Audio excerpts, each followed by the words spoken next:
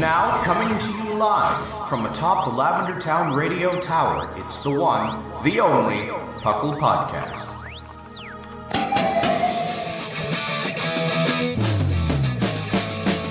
It's PUCL! PUCL!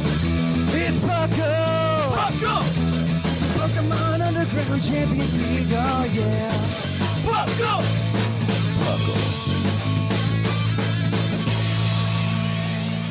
And welcome to the 473rd episode of the PUCL Podcast. I am your host for this Christmassy, or I guess post-Christmas episode, Trainer Thatch, here today with my jolly co-host.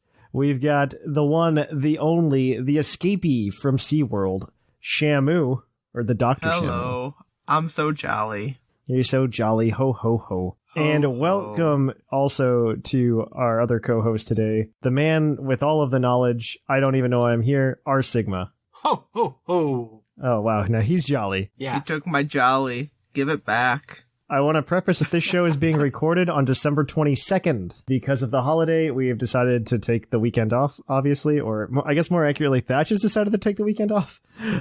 This is recorded early. If somebody was just like Diamond and Pearl remakes on Christmas, sorry, we don't know about it. Thankfully, this is usually a slow week. But welcome to the PUCL Podcast. PUCL, of course, standing for the Pokemon Underground Champions League, a nonsensical name I came up with when I was 16 and founded the podcast in 2007. We talk everything here about Pokemon, from the trading card game to the video game to everything in between.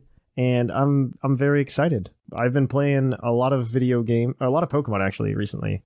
I've been training for VGC for Players Cup 3. I've been playing Little Cup because of the showdown. I've gotten my Little Cup legs back. I'm feeling really good. Little Cup hasn't changed at all. The quality of players in that tier are not very high, and including myself, I should say. I was going to say, they might be high, you just never know when to find them online. Yeah, that's true. There's 5 matches going on, maybe. Did learn Applin does really well. Applin's good. Oh my gosh. Applin's a good mod. Oh my gosh. Applin, come on. Better than Cubchoo. Yeah. Cubchoo.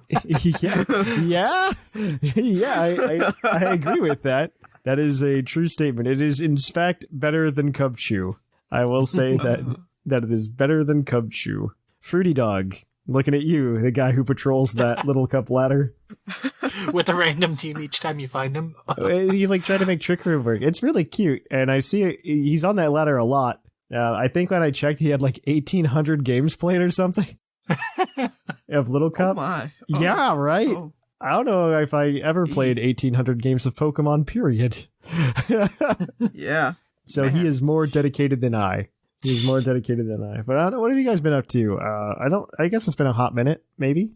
I don't know the answer to that. I don't think I've been doing much Pokemon-wise. Oh yeah, you finished your last thing I was working on with the time. Yeah, Beast Ball decks was a thing, which is pretty much done, actually. I'm missing a couple legends about it. Like, it's stuff that I could sit down and grind out if I really wanted to. I just haven't done it yet. Like, I need some more creamy forms. I need some G-Maxes. Oh, creamy form's not that bad. I've got them all except for, like, one, like, flavor, which is the Rainbow Swirl. I just gotta... The ones that have to be done, like, in a certain hour each day. Oof. Yeah. So it's just those, and then Oof. some G-Maxes and a couple legends. It's not that bad, actually. I think the worst thing is that I have to do Keldeo again. Again? Why do you have to do it again? Form. Oh, okay. That makes sense. Yeah. I keep forgetting that he has a random form. Nobody remembers that. It's that, and I have to play through Shield again. And I haven't been able to do that yet, because I need Zamazenta. So, yeah, it's almost done. It's just I've got a couple more treks to do, and I'm done. Yeah. I mean, that's not bad, though. No, it's 900-something Pokemon out of, like, 1250. So, I can't really be upset. So.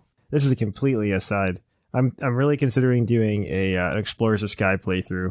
Ooh. Like I'm ready for it. I think I'm finally ready. Fun.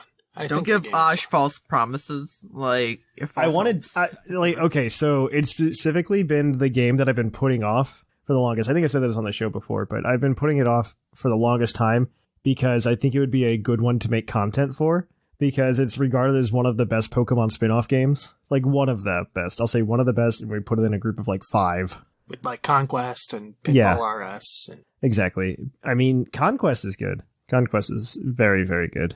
I enjoy most of Conquest. The late game is The late game is a lot of repeated quests, which aren't fun, Mm-hmm. but Yeah, the main story is fun. Maybe we can do a playthrough of Conquest, at some point. I would be down to do something like that. I like doing the Pokemon battle streams because they're easy, but at the same time, we could do something where we stream our playthrough of Pokemon Explorers of Sky with Oshawott as co-host. We should make him do it as co-host. That's what we need to do. Good luck peeling him away from. Right, I was about to say, I had the exact same thought.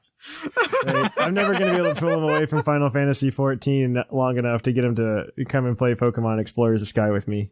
I mean, you might be able to. He's playing like Super Mario RPG right now, so. I really want to do it. Like, I think it would be really fun, and it's genuinely a game that I have very little idea of what's going on in it. And when I played Pokemon Mystery Dungeon DX earlier this year, which, by the way, was a really cool surprise release, and I'm really happy that it happened because I had never actually played that game. And I really hope that they do something similar like that again. I mean, they could, right? Like, maybe they could. That's why we're getting an announcement within the month, because you're still listening to McLeaker Pants over there.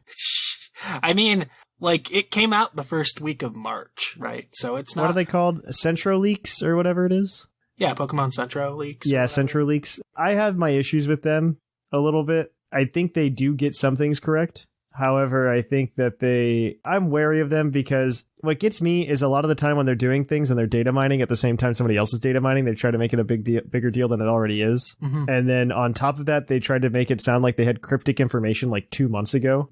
They said if you hate what they did with Super Mario, you might hate with what they're going to do with Pokemon. To be fair, that was from another leaker that they were just spreading the news. It's like... I don't know if they have good filtering on their sources.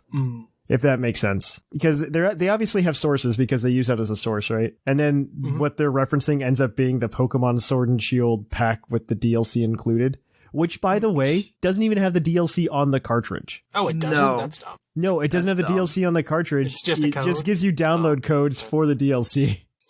I don't know why that had to wait like multiple weeks after the DLC finally finished. Right? Like, it just comes out it just comes with the code for the DLC. Couldn't you just release that when you announced the DLC? I have no idea what is up with that. It makes me feel better that maybe there could be more DLC. I don't think that's what's going to happen, but... No. We might get like compatibility updates or something, I feel like that's the most we'll get. That's as much as I expect. I expect compatibility updates with whatever is next, because I expect whatever is next to still be Gen 8. That is what I'm at with it. I wouldn't expect raids to be compatible. Actually, I wouldn't expect. Yeah. I think the only compatibility update would be like added Pokemon. Added in. Yeah. Like, I don't even think they'll be able to trade together. I am a big fan of like the raid with friends mechanic though, in that regard. Yeah. Like, I really like that, especially for the 2-version world, being able to sit down and, like, I can play Shield and you can play Sword, and then you can invite me to a Sword exclusive raid. I really like that as opposed to just trading all the time. Yeah. I think that was really cool with Gmax. That was one of the cooler things with Gmaxes before we had Soup. I still think Gmaxes were poorly implemented, but... Oh, they were awfully implemented, but that was like the only thing I cared about when raids came up. It's like, okay, so I have Apple or Flapple and you have Appleton. We need to catch both of these each. It was okay. I think there were some missed opportunities because I think what they should have done instead of... like, you just sprinkle in some different Pokemon.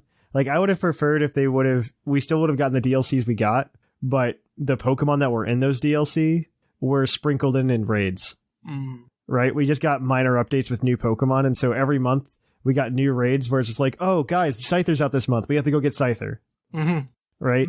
And I think that would have been a cool way to handle it. Granted, I still think Isle of Armor and Crown Tundra are fantastic in their own right. They are. I like think their maps. I think that would have been a way to keep building hype for the game all the time.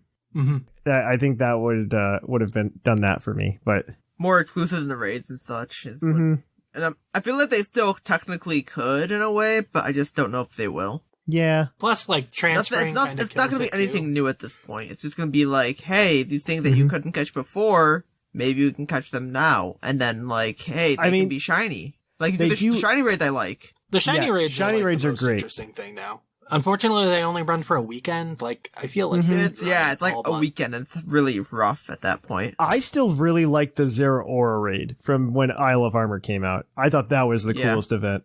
I enjoyed that. The boss fight, yeah. Like, those are good to have. Like, but I think they kind of replaced that with the adventures. And they might even, give us some updates for adventures because, again, I still remember SwSh being part of that, if I remember right. Like, in the trailers. Yeah, you know what? You are right. Well, they like counted them as a legendary in the thing. It was weird because what they wanted to say was all legendaries are catchable in these games, right? And SwSh is technically a legendary, and technically you can get him, I suppose. So a quick aside about that, like before we move on, but like I always thought that mythical was just like a subset of legendary, but apparently I'm wrong. I don't think it matters. Like, it does a little bit because a lot of them are still missing.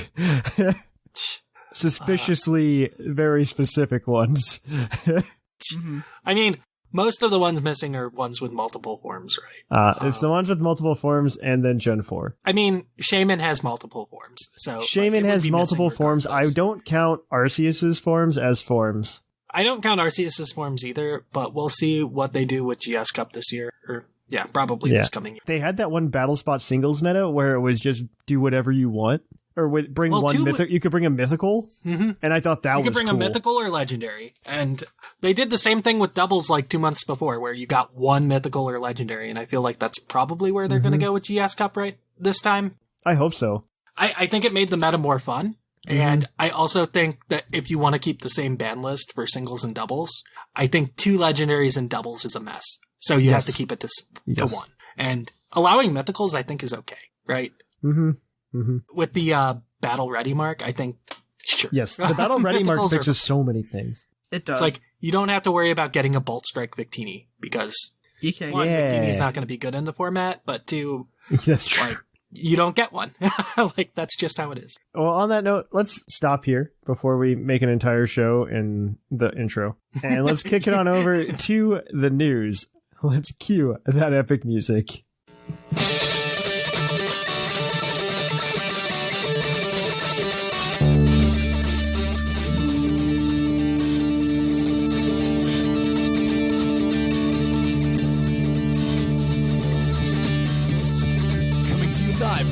Town Radio Tower. This just in. And welcome to the news. And because this again is December 22nd and not December 26th like we would normally record, there hasn't been that much going on.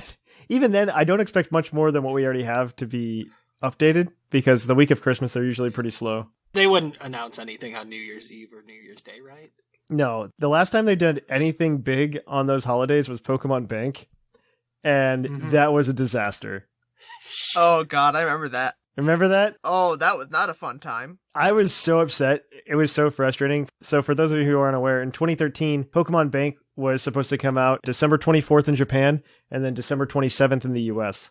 And Pokemon Bank was a very poorly coded piece of software, and it actually logged you into the Nintendo network, I believe, if I recall, 3 times. Oh.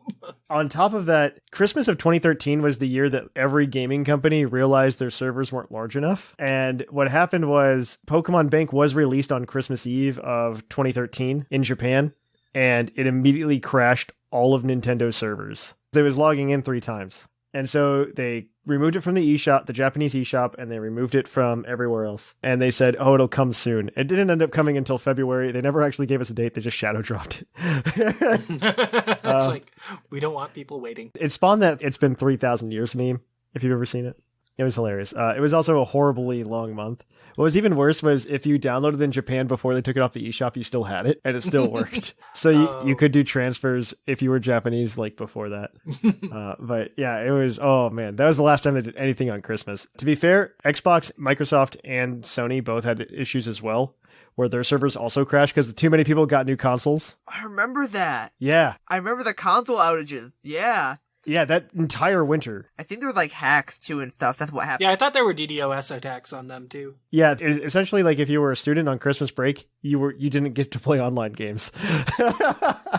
Yeah. It was like 2 weeks of just servers being down. They were doing rolling blackouts for Nintendo. Yeah. Not that it mattered too much because, well, it mattered for Pokemon and that's about it because Pokemon or Nintendo's online presence at that point was 0.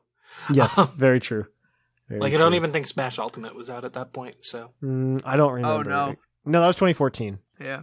Yeah. 2013 was a big year, though, because it had, like, Mario and Zelda come out on the same day, which is why Pokemon... Yeah. Which is probably part of the reason why Pokemon released in October instead of November. Yes, 100%. Because that November Friday was, like, Mario and Zelda. To be fair, Pokemon never really was a Christmas launch title until it went worldwide. ORAS. Yeah. Until ORAS. Yeah. But, okay, let's actually get to the news.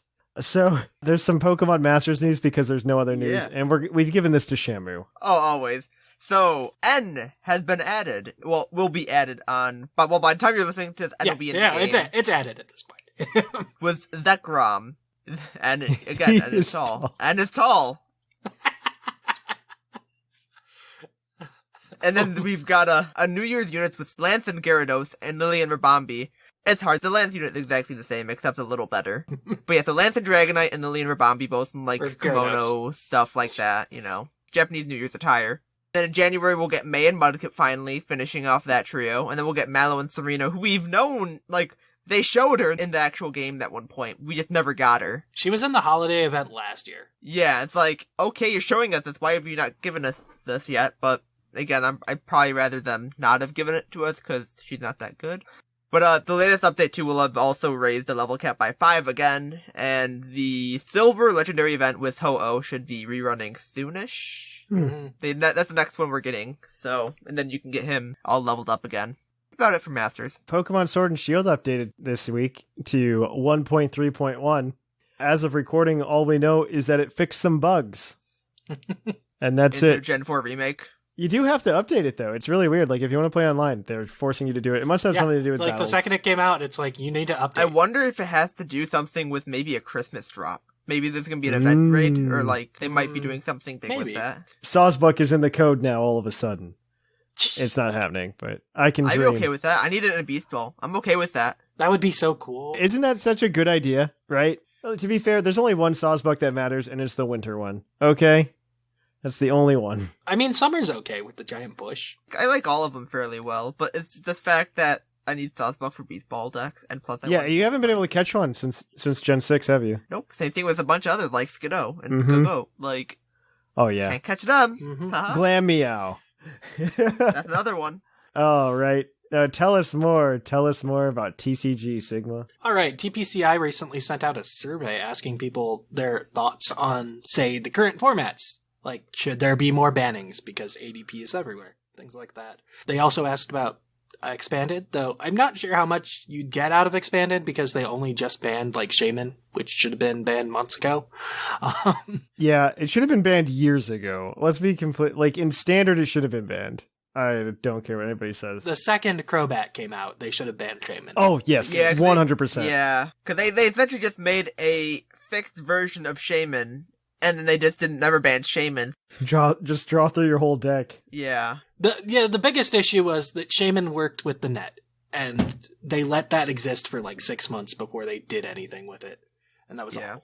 Mm-hmm. But anyways, they also asked about what kind of new products and formats you'd be interested in, including like Booster Draft and Cube Draft. Singleton decks, which is a popular, like Magic's most popular Highlander, right essentially. Singleton. You have one copy. What does that mean? You only get one copy of each card in your deck outside of Basics. Yeah. Interesting. Yeah, no, that's the most popular format in That's Magic cool. the Gathering right so, now. for example, like, I remember right too with Pokemon, I don't know if it's species, but I think you can only have like one copy of each type. So, for example, if there's like basic Rillaboom, there's the one that attaches to energy, and then there's one that just does damage. You could have one of each. You can have two of one and two of another, but you could have like one of each. Okay. That could be an interesting format if they figure out how to work it. They'd either do it that way or they do it by name. So I don't think they would do, because I think that would be a bit too hard. Yeah, it's the most popular Magic format, so it's obvious. Essentially Commander, yeah. It's Commander. Like that's why they're looking into that, because it's the most popular Magic format, so maybe it could work in Pokemon. I don't know how it would. And there was also an Evolution format, which meant that you couldn't use any V cards, GX cards, that DX I like. cards. I like that a lot. Yeah. I want a slower format that's not like VV Max, GG Max, stuff like that. Like, I'd be interested on how far back you'd go for legality. Like, I think you go beyond Standard. I don't know how far back you go. But it's like this card, like, I like, but they're just not good enough because you've got like Dragon Ball V. That's what I mean. Stuff like that. Like, there's fun cards that are good, and like in a vacuum, the card's fairly fine and it can work. But when you compare it with like hey, here this basic with 400 HP. Yeah.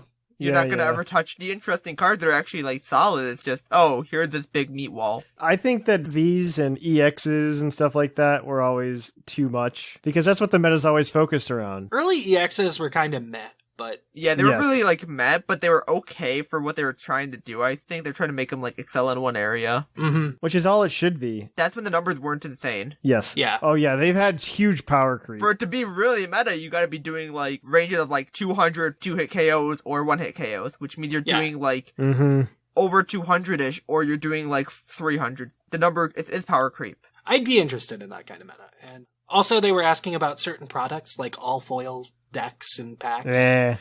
Or expanded reprint sets, which... That's what they need to do. They need to do that so more people can play expanded. Yeah. Because some of those sets are from 2011. Either reprint A-Specs or, like, ban black and white. Yeah, they either need to ban black and white or they need to... Reprint X and Y in black and white. Like, yes. They need to reprint them if they're going to keep them. Because it's ridiculous that I need to get a 10-year-old card sometimes. Mm-hmm. Just make a trainer kit for expanded.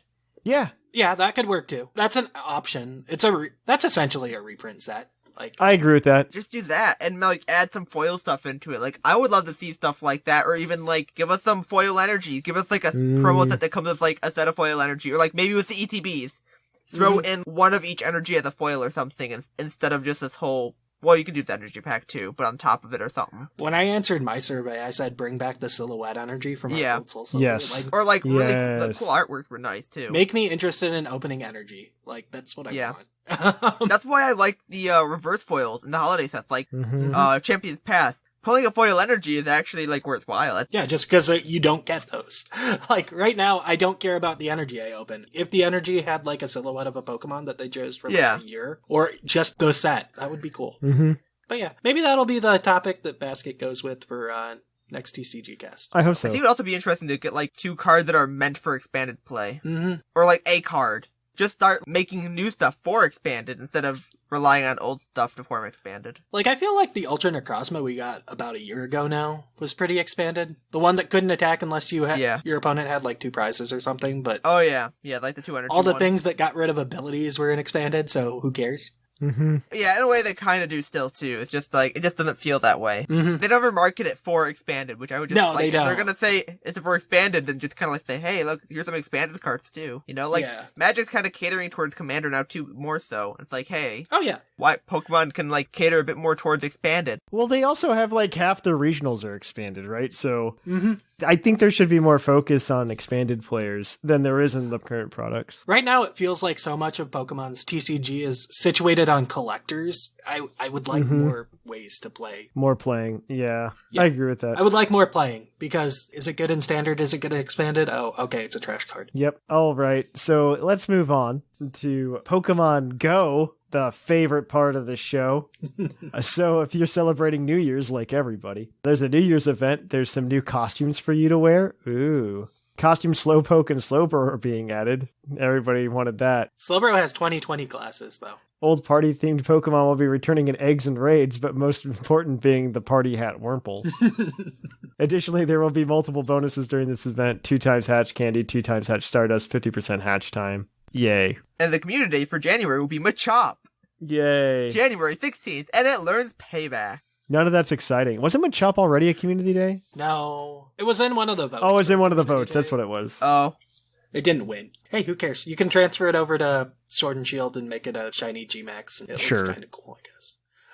Sure. I don't care about Machop. Machop shiny isn't even that great. Anyways, I'll close it out. January's raids were announced. Most of them are repeats. I guess Burn Drive Genesect is coming out the 5th to the 12th. That's kind of cool. And there's a special raid that they haven't actually told us what it is yet, starting the 26th. It's probably a Gen 6. It could be a Kyurem fusion. Oh, a Kyurem fusion would be cool. Or it could be Galarian Slowbro. Yeah. Galarian Slowbro and Galarian Slowking. Could they add the costume Slowpoke and Slowbro? There's options. There's options. We'll see. There's definitely choices. I'm sure it'll be interesting enough for it to make our Go News segment. Yes. Reminder, PUCL survey is still happening. Be sure to check that out while you can.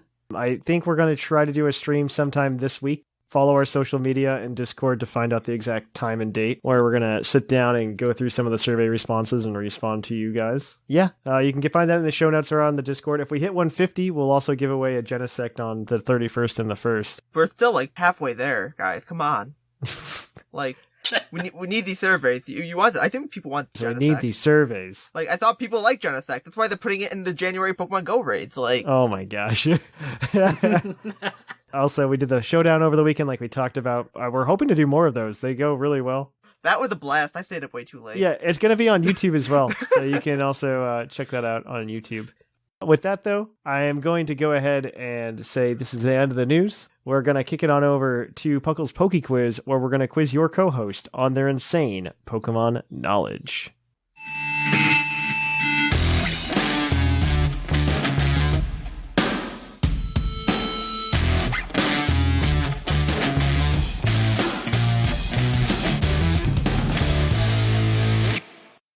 Oh, hi, and welcome to the Poke Quiz, the part of the show where we quiz our co-hosts on their insane Pokemon knowledge. I'm Mark, here to explain the rules. Our fabulous co-hosts will work as a team to answer 5 Pokemon-themed trivia questions that fans have submitted on the Discord server. Each question is worth 1 point, with Pokedex and multiple answer questions worth more, for a total of 7 points. The host can use a free hint at any time. If they get all the answers correct and do not use the hint, they can cash it in for an 8th point. Thank you for that, Mark. We are here with the Poke Quiz with Sigma and Shamu, so if you guys are ready, we've got your first question from the community. This question is going to come to you from Sari on the Discord server. What Pokemon type was never released in the actual games? This type can be found in betas and coding through a glitch. Is it bird type or? Yeah, that's bird. Good old or is it mystery type? Bird type is the correct answer, yes. Okay. I will take that. I remember bird type. Question mark type it was in the game technically.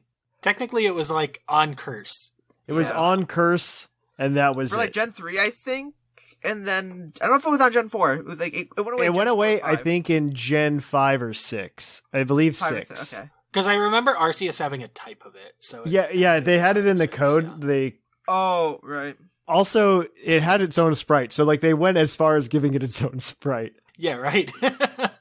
We don't want this game to crash. Don't crash. Why did you give it a sprite? Why not just like put in a different sprite? Like default to normal type? Like why? I must be that they like had certain colors for each one, and they just colored it. It might have been. It might have been like a generated thing. Oh yeah, it was probably a formula. There's some formula. I'm almost certain. Let's find out. I'm going to find out what gen it became ghost type. It became a ghost type in Gen 5. That's what happened. Yeah. Because I remember 3 for sure. I don't think 4 had it as a ghost type. Then Gen 5 makes sense. 4 still had it as question mark until Gen 5. Okay. All right. So let's move on. You guys are 1 for 1. So that's good. Your next question is going to be from the Unovian. This ability is the only ability whose English name begins with a J. What ability is it? J? Yeah, only one Pokemon ability in English begins with the letter J. Huh. Yeah, so it means it's a unique one, essentially. Probably. Oh, God, this is going to take a minute. Like, what kind of word starts with a J that would work as an ability? Jump. Oh, no. That would have been a cool, unique ability for Zarude if they wanted to give it something interesting. Jungle something. Yeah, jungle something. Jungle something. Jungle fever. Would have been more interesting than Leaf Guard, I'll tell you that. Yes. You do have the hint. Don't forget that. Jangle, jingle, jumble, jamble. I don't know. I'm just saying words at this point. Jaw. Jawlock's not an ability. Like, I think all the jaw stuff is afterwards, like Strong Jaw. Yeah. Jagged something? Tangled hair is not a thing. Right, I was thinking tangled hair too for some reason. Tangled hair. Because it's something like that. That's the thing. You do have the hint, and I'm going to need an answer soon. I just don't want to hit you the hint this early. I'd like to. Yeah, right? Yeah. I think we just take the loss on this one. Yeah. No answer? Is that... We're just going to go no answer? Or you're going to kick yourselves. It's justified. Oh. Okay. Okay. Yeah. Okay, maybe no kicking, but it is justified. No, we're going to beat ourselves up over it, though. All right, your next question is the Pokedex answer question. And you can get 2 points on this if you get the first time. After the second entry, it's 1. Or if you get nothing, it's nothing. It's fine. We're much stronger after beating ourselves up. It's fine. Yeah, well... Because you had Justified, that's why. Yeah. And so this one is from Coil Builder. Its Pokemon Shield Dex entry states, 1 kick from its powerful legs will pulverize a dump truck. Supposedly, this Pokemon runs through the mountains at over 180 miles per hour. Who's that Pokemon? So, Strong Feet make it sound like it's either Hitmonlee or Blaziken, right? I don't know. These entries, I am not good with entries. Like, it could be me, I don't know. Well, what game was it? Shield. Oh, God. So we have, like, 600-ish. Yeah. As an option. Right. Like, I guess Blaziken's isn't actually seen in the decks, so I guess that points towards Hitmonlee of kicking Pokemon. I guess. It also has, generally, like, Hitmonlees with, like, speed. I mean, maybe it's... I don't think it would be Zapdos. It might be Zapdos. Cause I feel like I would remember dump truck here, like, you know, like, I know, I'm not one to read Hitmonlees. Yeah. Pokemon entries. So I think I'd rather take the loss on Galarian Zapdos and say, oh well, it's new. Well, I mean, if we're wrong, he gives us the next entry, so... Yeah. Galarian Zapdos is correct. Okay. The other entry is from Pokemon Sword, and it's, when its feathers rub together, they produce a crackling sound like the zapping of electricity. That's why this Pokemon is called blank. It's Zapdos. Thunder. And so you guys got 2 for that one, so you guys are up from, you are 3 for 3. Our next question is your multi-answer question. This one is going to come to you from N Harmonia. There are 7 answers. I don't know if you're going to get that. Oh, no. Let's see. We have Because I don't know that I could give you this answer. But this is the only option I have at the time of recording. So there are 7 answers. Oh, no. For every 3 of them, I will give you 1 point. For all 7, I will give you 3 points. If you need to lock in answers, you get 2 incorrects before we call it. So she wants to know, what are the names of the 7 symbols of the Emerald Battle Frontier? Oh. Oh, no. I don't think I can answer this. I can name them. I bet there's a balance symbol. Balance is correct, I think. No, it has a gym badge. It looks like a balance. Oh. God. Can we get the hint? Yeah, let me try to come up with a hint for this. Can we, like, go with what the symbols look like? Or yeah, you know what? I can send you a let me find the Battle Frontier symbols. Guess from there. Yeah, maybe that will be a good way to hint. Because, like, I remember what some of them look like, but I'm also getting them mixed up with badges. Right? Like, one of them looks like the heat badge, like... I'm not even sure if seeing... I don't think looking at them is going to help you. I don't think seeing them will help much either. See, let me see a good way to... I don't know how to give you a hint. So... Okay, I guess this is going to be a list of 7 hints that are going to have nothing to do with Pokemon whatsoever. So, the one that you get from the Battle Factory also shares the name of a Digidestin's crest in Digimon. Okay, thanks.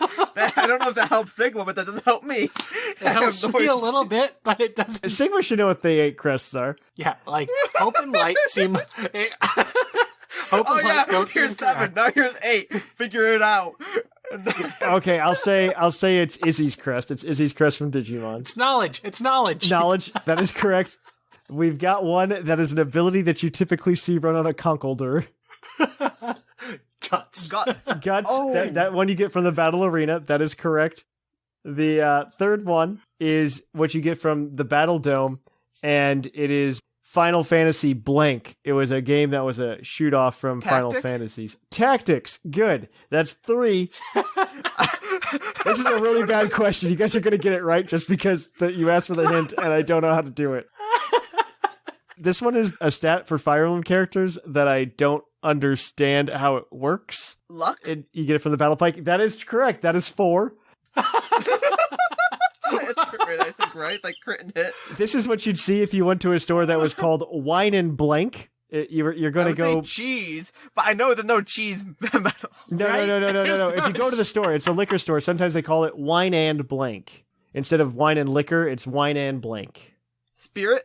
Spirits. Correct. That one you get at the Battle Palace. All right.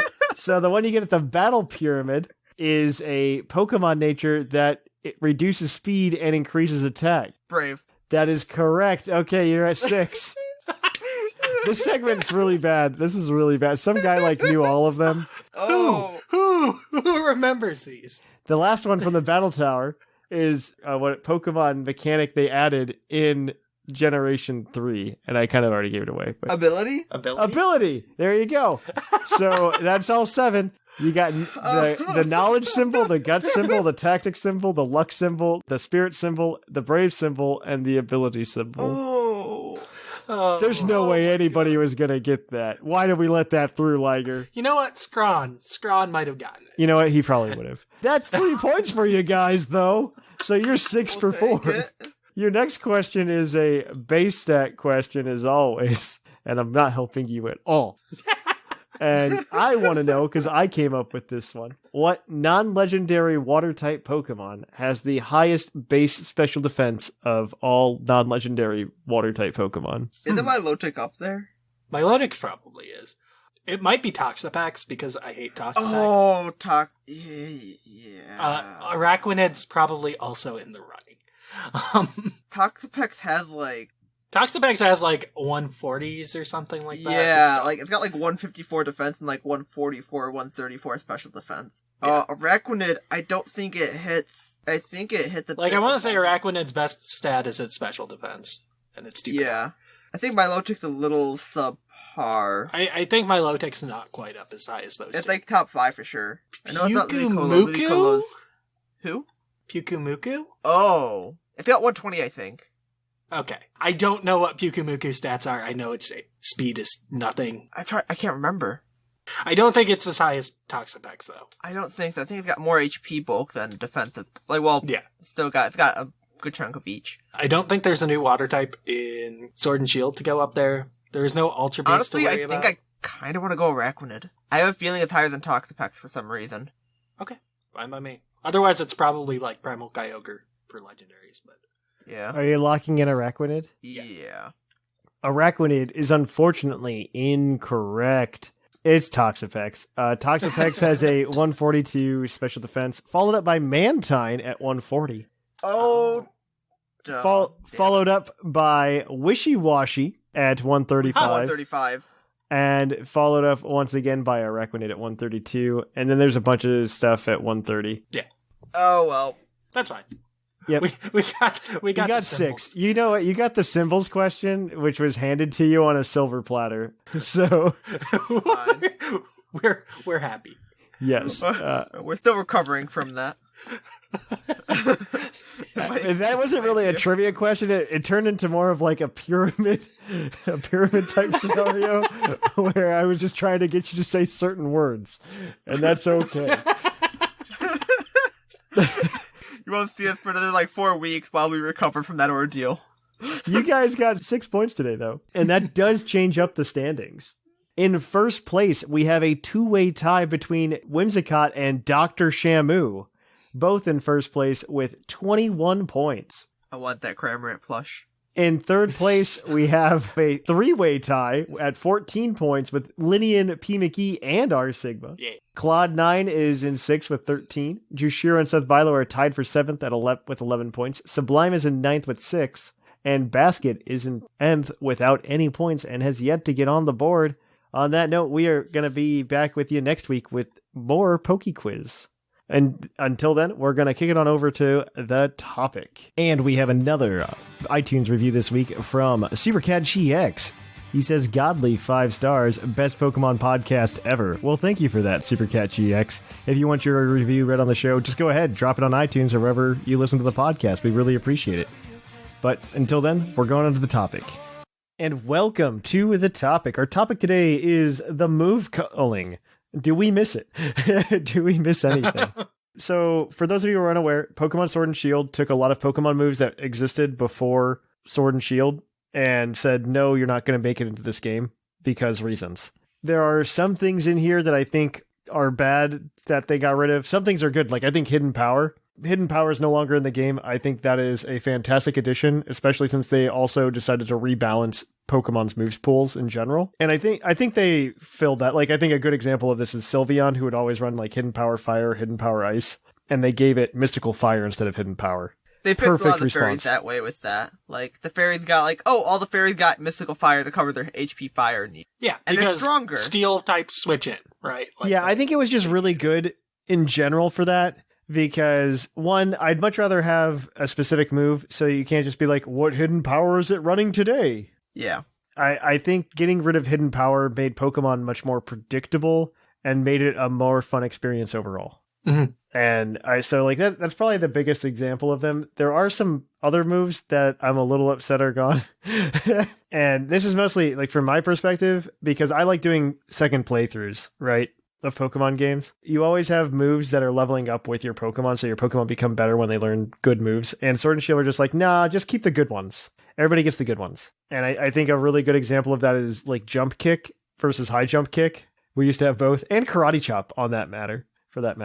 Karate Chop also got X. But like, instead of that, they're just like, no, you just get a High Jump Kick. You're done. Here you go.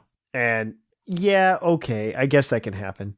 You don't need Karate Chop when you have Brick Break, right? Like, yeah. I agree with. I don't disagree with you. Part of me just is the guy. I'm nostalgic for having weak moves that I level up into the good things for, because I think the base power of Karate Chop is lower than Brick Break, right? Yeah. Oh, significantly. That's. I would have. When I was thinking about initially thinking of Cross Chop, which I'd rather see Cross Chop X than Karate Chop. To be honest, I'd rather them swap, because Cross Chop just feels meh. Like, I never want to use Cross Chop. I remember Sword and Shield and Sun and Moon, where you got Brick Break before the first trial to destroy the Raticate. Yes. Gumshoes, right? Yes. Like, so Karate Chop was literally doing nothing in that game because TMs were usable. You know what? You're probably not wrong in that regard. I would say in terms of my replayability, that's not one of the games I would go to for replayability. That's fair. In my replayability, I think it's like Gen 6 below that I have a really good time replaying. I understand. Like Magnitude, I really like having Magnitude as a early game Earthquake, because you have the chance of getting Earthquake power, or you have the chance of not getting Earthquake power. And that one got the X. That one's a little sad. I think you're never running it competitively. Like that. You're never running that competitive. But it's fun for the playthrough, right? Mm-hmm. Absolutely. The other thing that I thought was really weird, and you guys can jump on me and like cut in whenever you have something that you're like really passionate about. I'm more passionate about this than I probably should be. Heal Block and Heal Order. And I think Attack Order also. No, Attack Order's fine. Heal Order got hit for some reason. Like, yeah. It's got Attack and Defend Order are both in the game. It lost Roost at the same time. Yeah. Yeah. It's like, that was dumb. Poor Vespiquen. That was... Like, it didn't get Roost, didn't get Recover. It just got like, it just lost Heal Order. Yeah, it's dumb. I also feel a lot better looking over this list, though. Yeah, like, a lot of them are fairly okay, because they were just really weird moves, like Smelling Salts. Yeah. Like, okay, you want to heal, you double your powers and then you heal Paralysis if they're paralyzed. It's like, okay, do it to your teammate, but wait, you're doing double damage. Do it to an enemy. Well, you don't want to cure the paralysis, because that's probably not going to kill anyway. That's normal. You'd be better off using, like, Facade. It's not like it cures the status, any status, and then does double damage. It's paralysis only. Yeah. It's like, it's weird. Heart Stamp was a slightly weird one, I guess. Yeah. It's a signature move, but, like, weaker than Headbutt. I was going to say, yeah. Like, the difference was it was 10 points weaker, but 100% accuracy or something like that. Something like that, yeah. I'm okay with most of these. Like, Jirachi used it. I like I said, just playthrough stuff. Like, I'm upset Dragon Rage is cut. Yeah, well, my main one is Signal Beam. Signal Beam is my main one, because that helped me out so much with, like, gym leader stuff. And, like, it gets Signal Beam. Cool, I can use this. Yeah, Signal Beam honestly, in general, like, missing Signal Beam is really bad for a lot of Pokemon. If we ever got, like, Ampharos back, poor Ampharos. I feel like Pollen Puff was probably what they were thinking people could use instead, but it's the stuff that isn't Bug that really cared about having Signal Beam. Yeah, exactly. Signal Beam was good on electric types. Pretty much. But I'm really okay with them like cutting out like Water Sport and Mud Sport. I'm really okay a lot of these are just generic moves that don't really do much. Like, okay, assist memes are gone. It sucks, but whatever. Barrage, barrier, yeah, like... Assist can be gone. No one was ever doing anything okay when they were running assist. Right. Like, a lot of these moves were memes or just, like, mad defensive. Like, okay, assist, barrage, barrier. Barrier is just iron defense, but psychic. Yeah, no, they just be like, meme, anything that gets barrier gets iron defense now. Like, that's fine. It sucks we lost Bone Club, but, like, we've got Bone Meringue, we've got Bone Rush still. Like, we don't need a third. The ones that I really like that are missing are one. Well, I like that it is missing. That's what I should say. Pursuit outside of Hidden Power. Pursuit did so much for letting ghost types actually it let ghost types be good. Right? Like, you couldn't use ghost types because it's like, one, they usually had, like, no defense. So Gengar would get pursuited and die. Yep. Okay, wait, like, Feint Attack is weird too. Like, okay, yeah, a perfect accuracy move got cut. Like, why would they do that? That's a little weird. What gets me more is that Foresight and Odor Sleuth were both cut as well. I'm Not okay that with you would that want because that for who is using it? competitive, but you want that for story playthrough when you get stuck with a normal type that can't hit a dark type. That prevents the Gen 2 issue where you've got a Pidgey against a Ghastly when you can't do anything except for tackle. Yeah, this is what I've been saying. I think this is bad for people who want to story play through like moves, and Sword and Shield was kind of just trying to shove you through it. Felt like a little bit. I think they probably fixed the story to go around this type of stuff, but absolutely, that's one like it's just like a what if situation. Like Grass Whistle getting cut, I understand. It's Sleep Powder, Magnet Spore, Bomb. just use those Yeah, that's instead. fine. Yeah, certain moves like I get, but like Heart Swap, we don't have Manaphy in the game. That's why we don't have Heart Swap. Oh yeah, like the things that are signature moves to Pokemon that aren't in. That makes sense. Lucky Chant is a weird one. I don't know why we really needed it, but sure. No, we didn't. It's fine. Psywave's interesting. Psywave, Because I want to say, because it's like semi-fixed damage, Bronzong would use it, so. Yeah. The one on here that I will make a stink about, like the only move in here that I'll be like, this is a travesty and that it's missing. No, hear me out. It's Psycho Boost. That's because we don't have Deoxys. No, hear me out. I'll explain to you why. It's because the Lugia can learn it. It's because Lugia can learn it legally. No, not even via an event. If you play Pokemon XD, Gale of Darkness, the Lugia you catch has Psycho Boost. Yeah, because that's an event. I wouldn't call that an event. It's XD Gale of Darkness. They're the normal playthrough. No, those Pokemon that you purify have special moves. Yeah.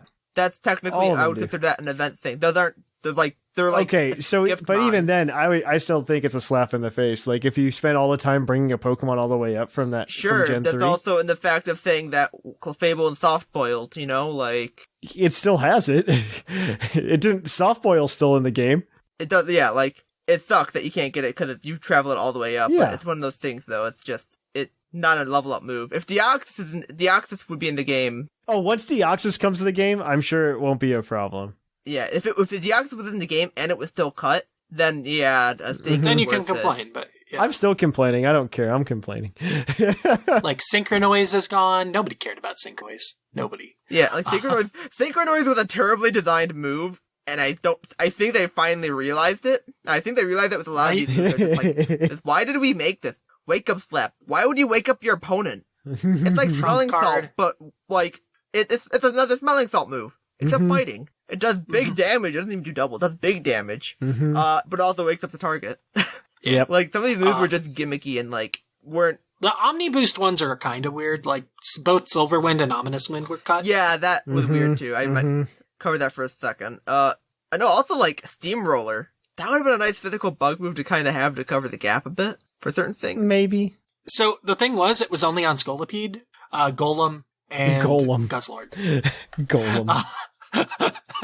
Golem being gone still baffles me, by the way. I'm still baffled by Golem not being in the game.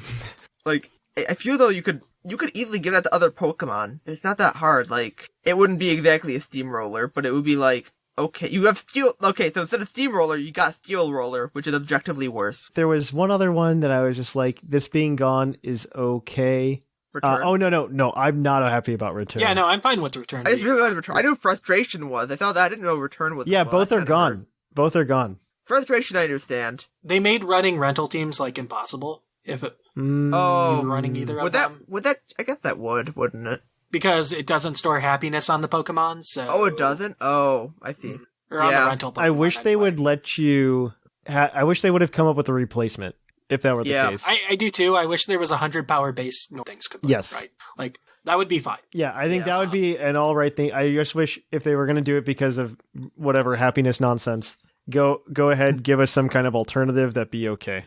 100 power base. Yeah. Physical normal move. Like, that's all you need. Because you have, even if it was like 95 power or 90 power, make it like a physical hyper voice, right? Give us like the physical hyper voice / like bolt beam type stuff, like just generic coverage of normal. Like just generic physical normal attack for Pokemon to have. Yep. I think they should have replaced it with something like that. The thing that I was disappointed was missing was the Eevee moves from Let's Go, because I thought that would be cool signature moves for the evolutions. Nope. I think it would be cute, but I think that would be much scarier in application. I don't know. I think, like, none of the evolutions are really shaking things up, but if Leafeon had the ability If you did Sizzly Slide and your Flareon could, like, guarantee a burn, then people would use Flareon. What's the problem with people using imagine if Vaporeon was Leech Life. What?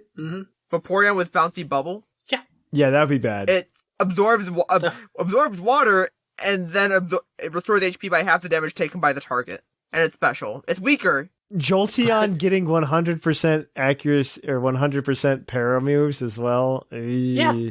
I just think this, like, I think it would be cute for Eevee, but for the evolution, that's kind of scary. Like, okay, hot take, I don't have a problem with partner Eevee and partner Pikachu making it in. Neither do I. That I don't care about. It's those would be great to add. Given the evolutions, the Eevee moves is outright frightening. Yes, those moves were made to be overpowered for Let's Go. Umbreon with Reflect on an offensive special, like an offensive dark move with 80 base power. It's still not doing any damage. It's an Reflect. Damage dealing Reflect, damage dealing Light Screen. Neither of those things sound good. But they're on an Espeon and Umbreon. Like, what are they doing? Espeon can be useful. Espeon can be useful. I'm saying, like, I'm not as worried as I am about a tanky mon having something that makes it even tankier. Like, the status ones are probably far more scary. The, like, screen moves or Heal Bell. I would be okay with the partner Pokemon making it in, but they have to use real moves. No. Not these fake poo-poo moves. They have to use real moves. No great. Freezy Frost. Okay. 100 base damage ice. Oh yeah, I forgot the ice one is Haze. Yeah, it's that one's not that bad. That one's not as bad. That's probably the most balanced of all of them. I mean, the Leech Seed on a physical attack for Pheon with favors too. Yeah. Oh. Like, through one that would be fine on, but other one that would be outright frightening. Like, just like Pikachu would be fine with Extreme Speed Electric. Oh, my nostalgia heart is pierced. I didn't realize Flash was cut. No one uses it. No one liked it. No one liked it. I'm really upset that Signal Beam is gone, but Natural Gift opened up a lot of, like, doors for memes. That was fun. Natural Gift Talonflame with ice. Oh, man. You're not wrong. Ring Out is gone, and I still couldn't tell you how that move calculates. I don't know either anymore. Okay, there were some moves that were stupid. Like, I don't disagree that there were some stupid moves. Or Sharpen. Sharpen. Oh, no, yeah, I mean, there's definitely... they cut Skydrop, which, honestly, okay. It had use in doubles, but it was also like a pain in the butt. Well, so it was a super pain in the butt. I miss Snatch. Also, I don't know if you guys remember this, but it was either in Black and White. I think it was in Black and White. There was a glitch with it where it would never bring the Pokemon back. I think if you used gravity while you were up in the sky, it broke. It broke, and so they had to ban it from official competitions. I think the only Pokemon that knew it at the time was Braviary or something, so it wasn't a big deal. But it was still... I thought it was a TM. It was still silly. Yeah. It just wouldn't bring the Pokemon back, and it couldn't attack for the rest of the battle.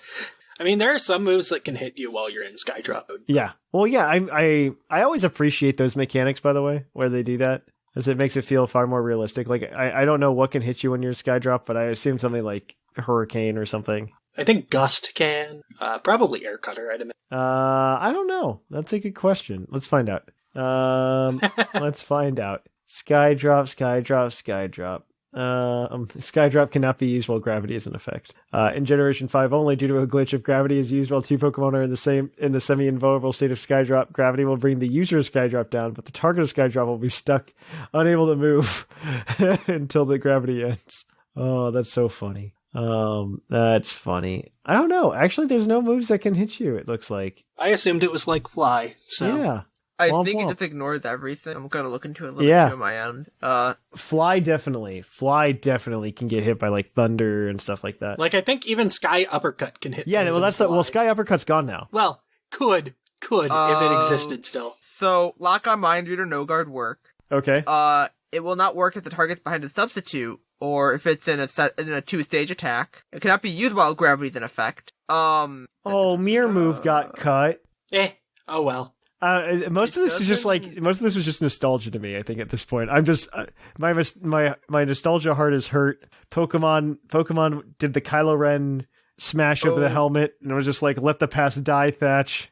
Let the past die. Oh, Thunder, Sky Uppercut, Hurricane, Smackdown, Gust, and Twister. Most of those still exist. So the only other one I see that can hit... Oh, yeah, I see them right there. I missed them earlier. The only other one that got added was Thousand Arrows. Yeah, okay, yeah. Yeah, that makes sense. It just has so many weird rules, technicalities. I think I'm out with it just being gone. You can protect against the initial thing, which makes sense. It's not affected by Power Herb, which kind of makes sense, but... Because I guess it's not the real, that's not the reason you're using it to get out of the battle. It's like Wimp Out and Emergency Exit won't trigger during it. Yeah, no, there's good reasons. Oh, there's a Sun and Moon glitch. Ooh.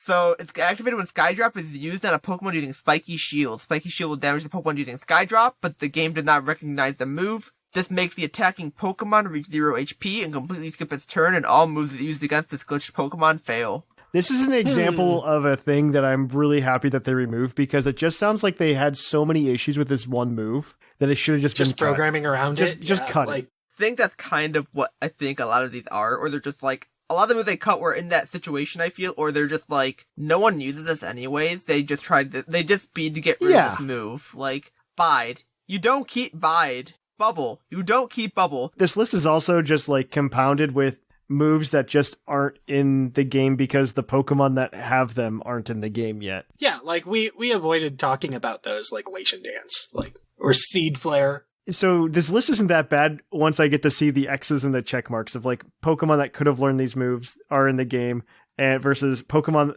that aren't in the game, these are their moves. Like Beak Blast and Shatter and Dark Void. And like you look through it and it's probably like a good 15% of the list right now. Maybe more. Like, because you got things on here too, like Captivate, Chip Away, and Clamp. Like, Chip Away with a okay-ish move. Chip Away can go away. But it's fine going away. It ignores the defense increases. That's like the only thing that it's that'd be cool now in this meta though. So. Yeah, but it was a normal type attack with 70 base power. Yeah, and we're missing Return now, Sigma. We need it now more than ever. Normal types didn't really.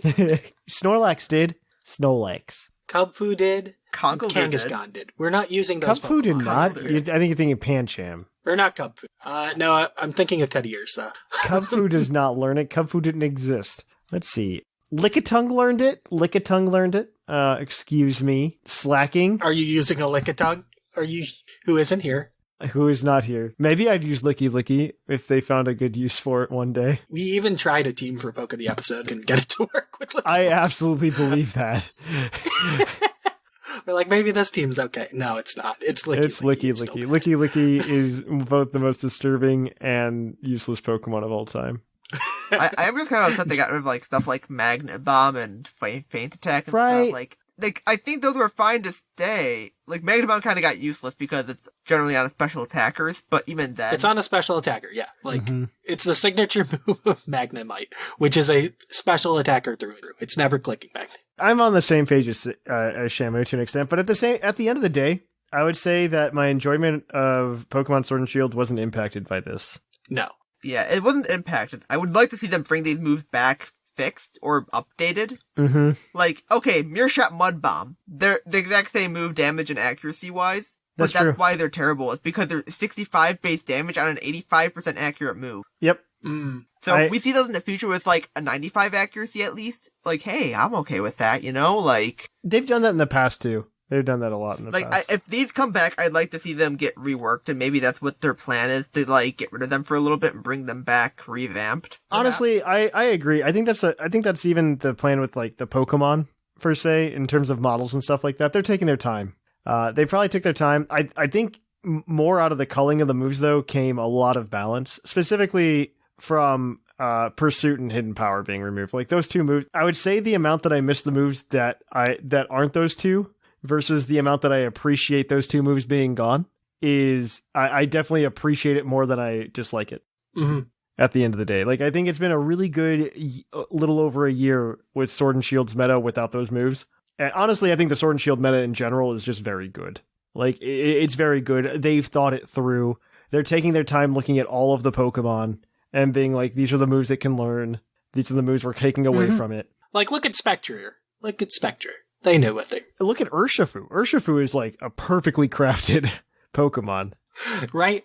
It's like, I see it, I'm like, I'm a little afraid of it, but I also know I can deal with it, so it's okay. No, they did it perfect. If you look at all of Urshifu's stats, it's just like, here is a very specific speed tier it is in. Here's these specific numbers that we put everywhere. It's beautiful. I love it. I love it, and they're taking a lot of time to pay attention to it, and it makes me feel a lot better about Dexit, because they're probably looking at the other Pokemon that aren't in the game now and being like, how can we retool these slightly? Mm-hmm. Also, hey, it has a lot of models, so give us a minute.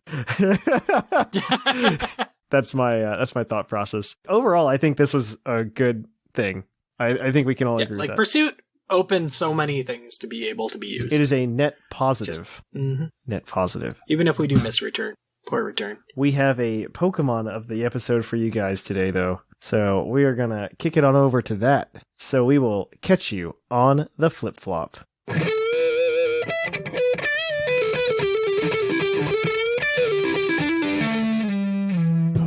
Episode. And welcome to the Pokemon of the episode. Our Pokemon of the episode this week is National Dex number 481, Mesprit, the Emotion Pokemon. I'm not gonna say a specific entry. It's actually just, whenever it flew, people learned joy and sadness. It made emotions. I love this is the Shamu. That's what every Dex entry said. That's why it doesn't get a special one. It doesn't get they all just say the same thing but in a different way. He is not wrong. Yeah. It's literally the same sentence just worded in a different order. It's like, oh look, is it a bird? Is it a plane? Oh, it's Mesprit. Oh, I hate my life. Yep. Like, yep. Essentially, it's what it does. Yep. So Mesprit is a psychic type Pokemon. His speed stats definitely not terrible, and the rest of his stats are okay. He's got base 105s in attack, defense, special attack, and defense, and base 80s in HP and speed. Definitely not the most exciting Pokemon in the world, but he does play a very specific niche in this place, in this setting for this specific team, which I really, really like. So right now in VGC, I'd say you're either playing Hyper Offense or Trick Room. I'd say those are the two big modes right now in VGC. And so today we have a VGC team that is Hyper Offense in quotes, and also can counter Trick Room because Trick Room typically shuts down the Hyper Offense. And Mesprit handles it so well, and it's very fun when you can pull it off. So I really, really enjoy it. So we do have a Mesprit on this team. Obviously, it's the Pokemon of the episode. It's holding safety goggles so that it can't be spored and it can't take damage from hail, sandstorm, etc. It's got the ability Levitate because it's Mesprit, and I don't think it gets another ability. No, it doesn't. It does not. It does not. There are 4 psychic flying or psychic levitating legendaries from Gen 4. Yes, 100%. This is the worst one. Yes. But this one is 244 HP because you bulk him up, 4 defense, 196 special attack, and I'm sure that's just because you need the base 60 and the speed to outrun probably uninvested base 70s? I don't know, probably something like that. Something like that. And it's 4 special defense, 4 defense because level 50. And he's a modest nature, so he can do some damage. He can wallop on people. 0 attack. He's got Ice Beam, Psychic, Imprison, and Trick Room. So what you can do is you can click Imprison and prevent other people from using Trick Room. And something to note with the mechanics of Imprison, because it's not used too often. I have seen it used to do exactly this in the past. And one of the things to note is Imprison is activated on Mesprit. It's not activated on your opponent, so there's no need to reset it something like Taunt. So your opponent can't also use 2 Trick Room setters, essentially. Yeah. Like, you can't get, once it is clicked, you have to get rid of Mesprit. Yes. It's not a thing of, I can switch out. It's, Mesprit needs to go. Yes. And I really like that. It's very cute. And it works out really well. It actually, like, if people aren't prepared for it, it works out really well. In a best of one meta, I would say it works out very well. Yes. It's a good trump card to pull out and just like, oh, boom, you can't. It's just out of left field. It can also reverse a Trick Room if a stupid Whimsicott tries to set it. Yes. Also on this team is Blacephalon, a boom clown, with a choice scarf because you gotta go fast. 252 special attack, 252 speed, timid nature because you gotta go fast. Mind blown, probably the only move you're ever going to use on this thing. Heat wave, shadow ball, and hypnosis. Because you needed a fourth. You need the mind blown for this next Pokemon, which Shamu's got. We're going to go up to the other Pokemon, but you can guess it soon after that. Next we've got an Urshifu Rapid Strike, which is the G-Max form, with a Focus Sash, Unseen Fist as its ability, as it's the only you can have. Yes. Max attack, max speed, 4 special defense, Jolly Nature. It's go fast, hit hard. Mm-hmm. You're like Sonic if you learned karate. Close combat, Aqua Jet, Surging Strikes, and Detect. And then, we've got Blacephalon. We've got Urshifu. You'd guess we have a Colossal. We don't, but I just lied. We do. We've got Colossal G-Max, as weakness policy, and Steam Engine. Like, I would hold that out longer, but I didn't really have time to hold that joke out longer. I'm really happy that Colossal, by the way, is one of the better G-Maxes. Right. I like it's just a G-Max is good. It's nice to see it doing well. Yeah. But it's just generic Steam Engine, as far as I can tell, with max special attack, max speed, modest, 4 HP. Meteor Beam, Solar Beam, Heat Wave, Protect, with the weakness policy. I already said that, actually. But, it's just Colossal G-Max. You hit it with a fire move, you hit it with a water move, it goes fast. You cannot Trick Room it because of Mesprit.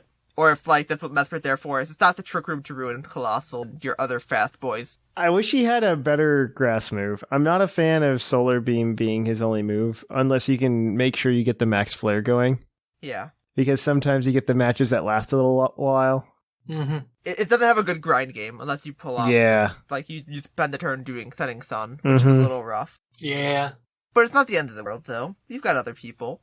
Yeah. Like, it's not just Colossal. Yeah, sometimes we're not bringing Colossal. Sometimes we're bringing the Defiant Thundurus. Yes, that's very true. This Thundurus has a Lumberry for when those pesky dust clubs try to will-o-wisp you. Because I think that's just about the only thing that's... you do get the occasional Grimmsnarl... Well, I guess it's not going to hit Thundurus, but Grimmsnarl's Thunder Waves. But no, it's not for Paras, it's for birds. Yes, it's absolutely. Maybe an occasional freeze, but... It might be to pair it up with the, what's it called? The Mesprit to stop the Trick Room. So that they're both still out. Yep. I could see, I've seen Willow come out of Incineroar occasionally. Occasionally. It's not often. No, it's not. I guess it also stops, Burning Jealousy. That's true. I guess that and Spore. So, I guess that's good. But anyways, it's Jolly, max attack, max speed. Standard Thundurus, Defiant. Last points in HP, I don't think it actually matters too much. No. Fly, Wild Charge, Superpower, Protect. I think that's standard Thundurus fair. I don't know what other moves you put on Thundurus.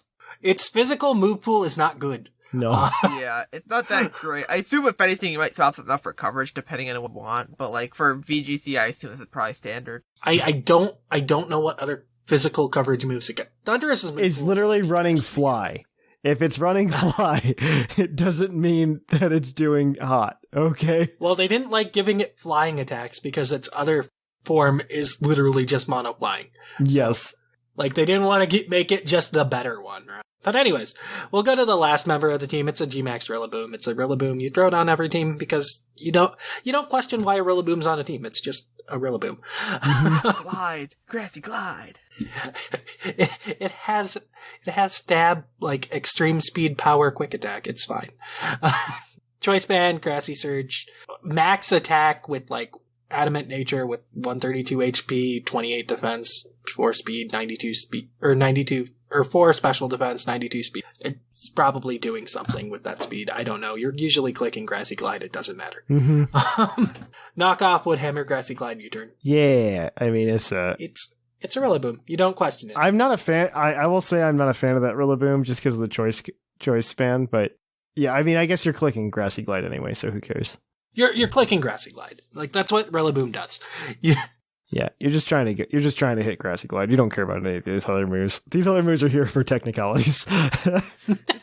They're here because you need 4 moves. It's not the main course. You might as well have 4 moves, so they slap 3 more on it. So, and that's why that. I would love to see someone top with a team with just Grassy Glide on there. Just like they don't even have other options as a meme. They just have Grassy Glide. Yeah, I honestly wouldn't be surprised. I just want to see that one. It'd be great to see the commentators' reaction to that. It's like, oh. Overall, I mean, I've played with this team a little bit. I've enjoyed playing with it. I think you'll enjoy playing with it, and if that's the case, you can definitely grab it on the Discord server, or you can go grab it or the Poke of the Episode video. You can watch Claude and 9 and P. McGee do that over on YouTube, play with it. I enjoyed it a lot. I really enjoyed this team. It kind of fits my play style. I just wish I could play something that wasn't Colossal. It's just ugly. I wish Colossal was better. Looked better. I wish it had a better animation frame that it was built on. Yes, absolutely. I wish it wasn't just fire type Rhyperior. That's all. So, with that said, we're going to kick it on over now, guys, to the mailbag. It's mail time! Send in your emails! Mail! And welcome to the mailbag. The mailbag, as always, is brought to you by the fictional energy drink Green Toros, the energy drink that gives you hooves. Hooves! And moving on, this is the part of the show where you can send in your emails to us here at the PUCL Podcast. Unfortunately, because, again, we're recording this on Tuesday, December 22nd, and I didn't announce it earlier this week, we only have 2 emails this week. I apologize to those of you who sent an email in on like Wednesday or maybe on Christmas Eve and you're expecting to have it on the show. Unfortunately, I didn't make it. If there's enough of them, one of my New Year's resolutions is to start doing extended mailbags that we put on YouTube. That is one of my New Year's resolutions, but it's still 2020, so I get to slack on that this week. All right. With that said, we are going to jump right on into it. Last week, we asked you guys what you would put into your own Pokemon DLC if you were to make it. And we've got 2 really good emails for this week. And our first one is going to be from Pokemaster. Hey, Thatch and other wonderful co-hosts. Pokemaster here. First off, how was everyone's Christmas? As I am writing this on Monday, Christmas hasn't happened for me yet. It's completely my fault. I usually announce when the show is going to be recorded early. I completely forgot this past week. Well, we'll assume it went okay. Yeah, my Christmas was great. How was yours, Shamu? I don't know. Will Christmas happen? Who knows? Did he even make it? Who knows? You know. Thank you for all the giveaways over the holiday season. It is really helping my decks. This episode had a really interesting question. What would you have in a DLC? So let's go and get into that. I would agree with Thatch. I would love Mega Evolution back and a focus on competitive with all the Pokemon back either in a Sinnoh remake or a new DLC. Maybe a search quest with a new legendary that can Mega Evolve where you need to gain its trust over time or something. Oh god. So no, actually I kind of like that, right? So imagine, it's like Cubfu. But instead of evolving to Urshifu, you gain the ability to Mega Evolve it. I was going to say, the issue where Mega Evolution failed was when they gave it to things that were already too strong. So it has to be a Pokemon that relies on Mega Evolution to be good. Kind of like Deontay, I guess? Well, so if it's like a new Pokemon, kind of like what they did with Cubfu. Like you give it Naga Nadel stats, and it'll be just slightly above average when it Mega Evolves. Well, I could see them balancing something just like they kind of balanced Urshifu as a Mega. You know what I mean? Yeah, no, but it would have to be weaker than regular legendaries, right? In order to get a Mega Evolution? Probably. But we've had weaker legendaries before. Mega Pincursion. Yeah, that's what I said. Like Naga Nadel, kind of. Yeah. Where it's like, it doesn't have the same stats, but it's still good. Mega Flygon. You have to become friends with Mega Flygon to make it Mega Evolve. Nah, a friendly little Pincursion. It's like the Pyukumuku Pincursion and Snom like anime thing. That thing was adorable. They just become bigger and pointier. Or like Pyukumuku gets a second hand. Twin-handed Pyukumuku. Oh no. But if it was a festive DLC, as per the topic, I would love a couple new forms, like subjectively festive hollowed forms. So I've always been a fan of giving Burmy and Wormadam more forms, like a snow cloak. That would be cute. I'd be into one. Like a foam cloak, a snow cloak, an ash cloak. So you get an ice bug? Yeah, ice bug, water bug, fire bug. We could do that. I think that would be... I can see that being really fun for regional stuff. Fire Wormadam makes me think of a Pikmin that caught on fire. You're not wrong. That's all I can think of. That image is stuck in my head. We're gonna get Galarian Mossum. It's just got a fishbowl on its head. I don't want regionals of Pokemon that have multiple forms like that. Please no. Just wait for Gen 8. Gen... Sorry. It's okay. We'll get another Meowth next gen. It's fine. Oh, if we get another Meowth, so help me God. I like the Meowths. Super Saiyan Meowth, electric type. Yeah, you know, a great running joke for a Sinnoh remake would be keeping Glameow out of it and just giving a Sinnohan Meow. Oh no. Oh no. Oh, the fairy type? Oh no. Oh, we're gonna get a core. We're gonna get the one after that will be Dragon. We'll get a fantasy core for Meowth. Oh no. All right, continue. Or hear me out. Sinnohan Skitty. Stop it. You're hurting me. It gets refrigerate. Or maybe another Reggie, as we only have 2 new ones instead of the usual 3. I would prefer a snowman, so maybe a ground ice type? So that's my 2 cents. Oh, buckle on and catch you on the flip-flop. Pokemaster signing out. Well, thank you for that. All right. Our last email today is going to be from none other than Mega Flygon himself. Greetings, Thatch, the condensed matter physicist, and all of his helpers. Mega Flygon here once again for another mailbag. 2, actually. Our first response will be from last week. The Pokemon I would like to have around the house with me? Well, there are 2 answers. My dream of Dragonite, Salamence, Garchomp, Hydreigon, Goodra, and Dragapult. This obviously seems ridiculous. It is. However, Garchomp can fly at the speed of sound, therefore allowing me to fly to Alaska or the Boundary Waters. What are the Boundary Waters? Wait, quick question. Did Mega Flygon say he wouldn't want to have a Flygon around the house? He did not.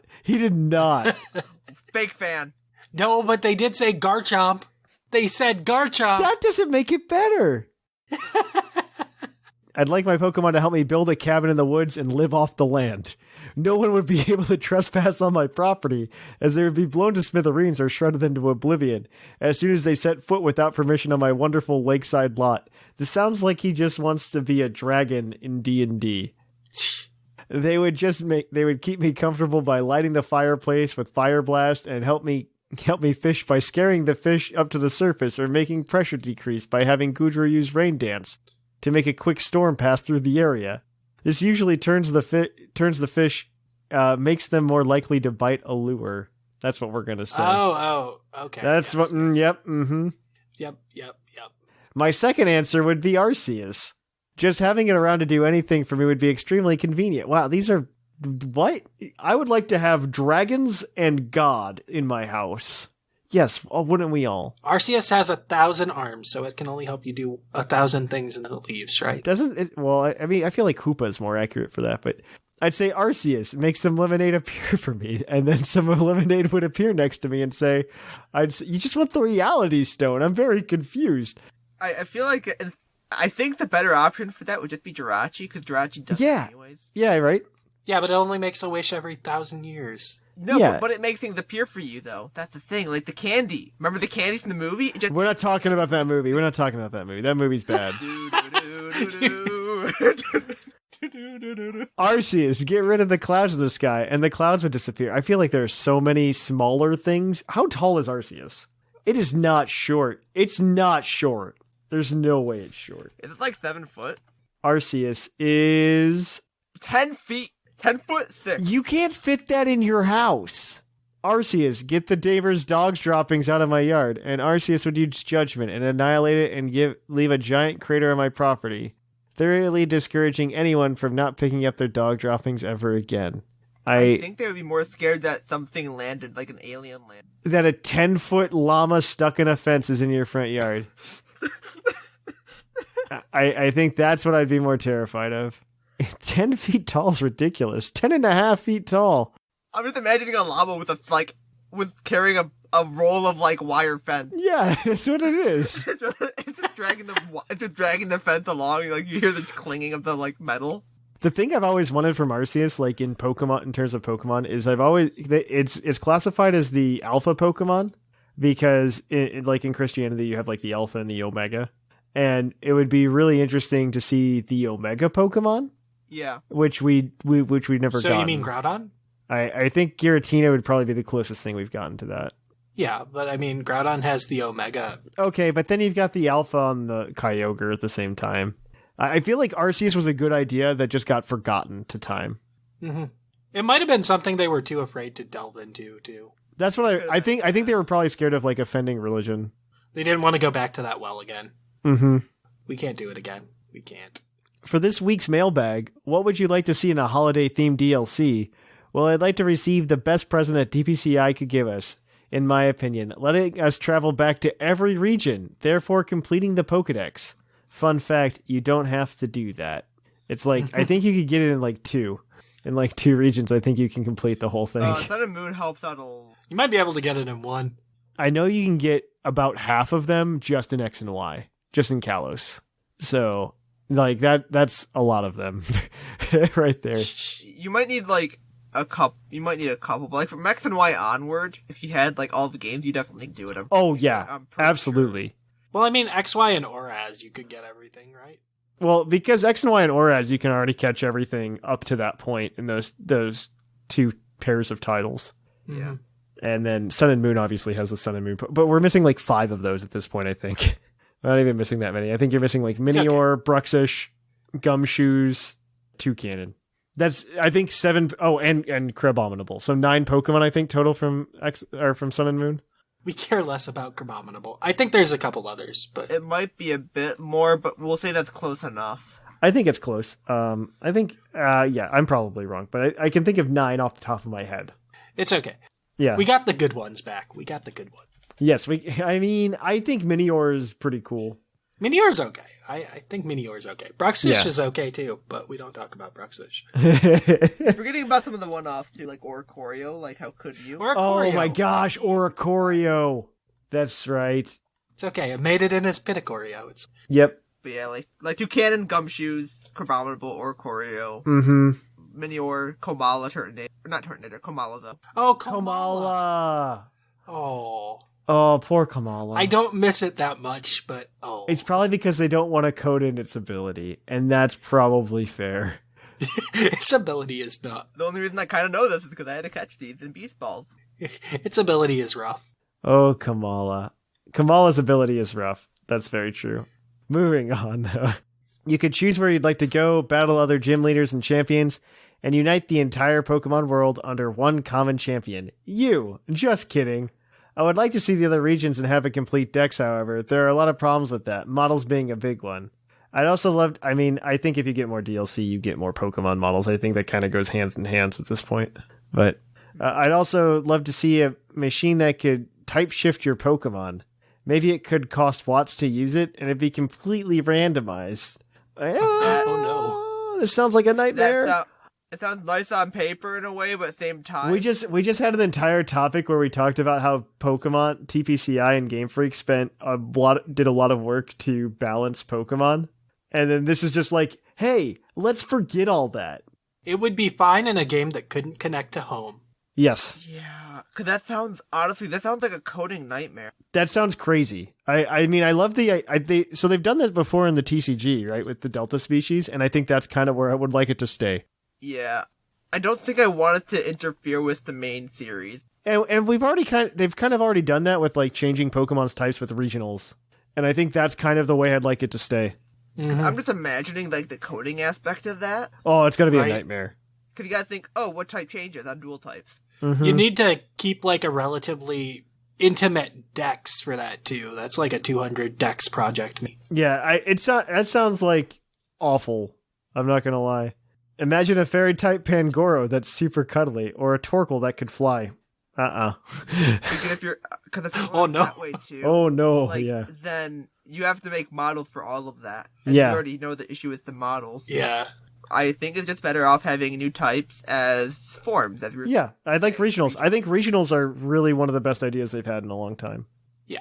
Like, maybe it would work in a sprite-based game. I don't think it could work in a model-based game. Yes. I think that's something you could see in, like, a ROM hack, realistically. Yes. ROM hacks fit that niche. Yeah. Yes. The machine that did the type shifting would be in the middle of a snowy island where he can get a mystery gift Pokemon every day of the week for a week. What? With the last being a Dragon Fire type shifted Dunsparce with 1,000 base stat total. Okay. This is becoming, nope. Okay. All encounters are randomized, meaning that you could find the Zurill and a Giratina in the same grass patch. That is a ROM hack. That is legitimately a ROM hack. That's just a ROM hack. That's a randomizer. Yeah. Well, that's all for now. Thanks so much for everything you do. And here's to another great year of Puckle. Catch you on the flip-flop. Mega Flygon, over and out. All right. Well, thank you for that email. Do you think either of them deserve the Green Taurus badge? Yes, no? Maybe so? The last Green Taurus badge of 2020 before it gets reset on I guess, Thursday. Would you like it for a week? I'm not that mean to give someone something that's going to... You're not that mean? Oh...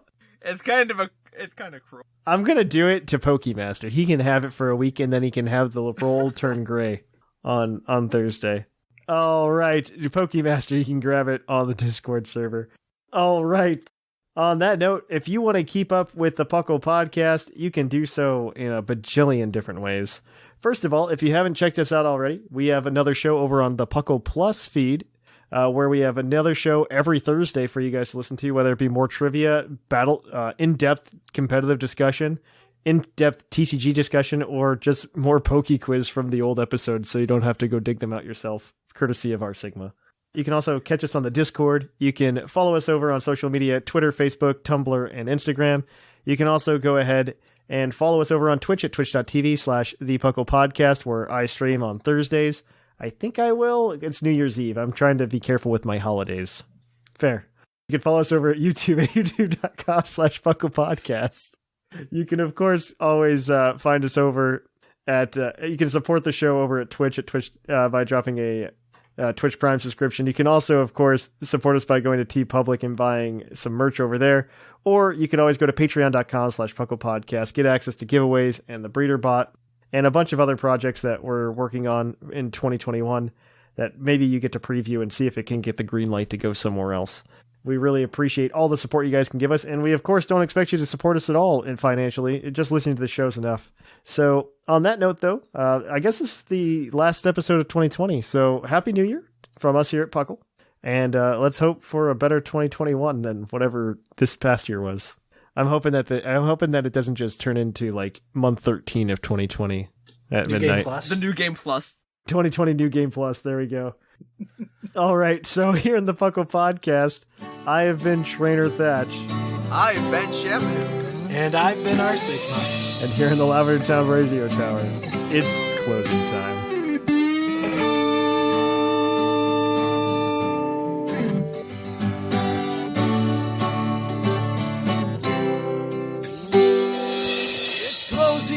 Time in Lavender Town.